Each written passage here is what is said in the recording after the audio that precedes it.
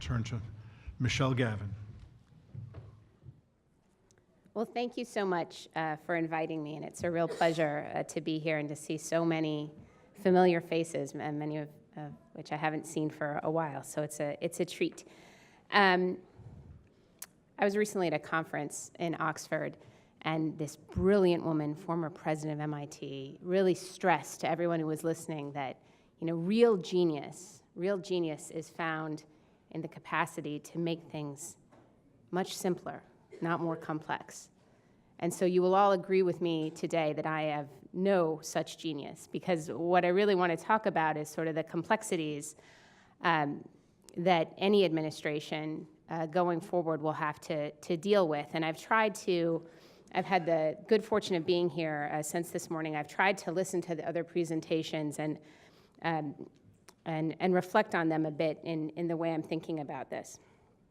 So I see sort of four broad baskets that I want to talk about, at least. And the first is this tension between our democracy and governance agenda, our commitment to that agenda, our kind of shared belief that strong institutions are an incredibly important part of better governance, and that better governance delivers all kinds of benefits for us and for our partners.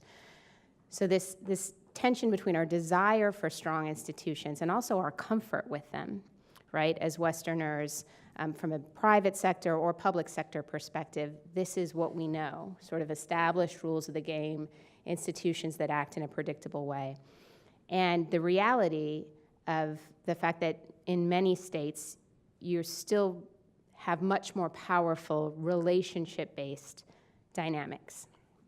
And so kind of managing our interests, and I thought Jennifer did a great job kind of laying out some of the different buckets of them, requires recognizing that the world is not always as we would wish it to be, and sometimes accepting that there are important states with whom we have important partnerships where really a great deal hinges upon the will of one individual.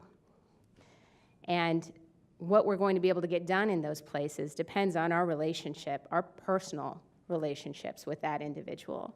And I think that has implications both for the way we kind of field the team.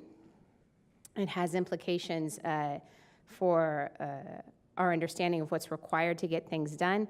But critically, it's trying to do both things at the same time, right? In places that really are dominated by one strong leader and institutions are incredibly weak, how do you continue to work on that relationship, because that's the only way to achieve results, while you're trying to build the foundation for some stronger institutions going forward? And I think it's quite a trick, but it's one that we really have to think about a great deal, particularly given, as has been discussed earlier, the fact that there are inevitably going to be some transitions in some of these places that really are governed by a single individual to a large degree. And I want to be very clear.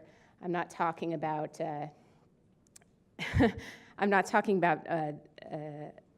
U.S. desire to see someone go, but to the best of my knowledge, we're dealing with mortals in all of these situations, right? And they aren't forever. And there are some extremely long-serving leaders on the continent, obviously.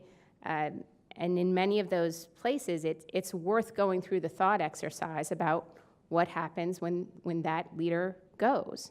Where does that leave us? How do we even begin to rebuild that relationship where it's very, very unclear what the succession plan is, who those people are? Not only do we have to figure out how to do that, but when there is a new leader, how do we work with them to set meaningful, shared strategic goals and get them thinking beyond just regime survival so that we could conceivably get something done together? And I think that getting past that kind of crisis management mindset is actually an incredibly hard thing to do, particularly in times of transition, but essential. So there's this tension, right? Institution building, which we all know we need to do, and the fact of these specific individuals and personal relationships that matter.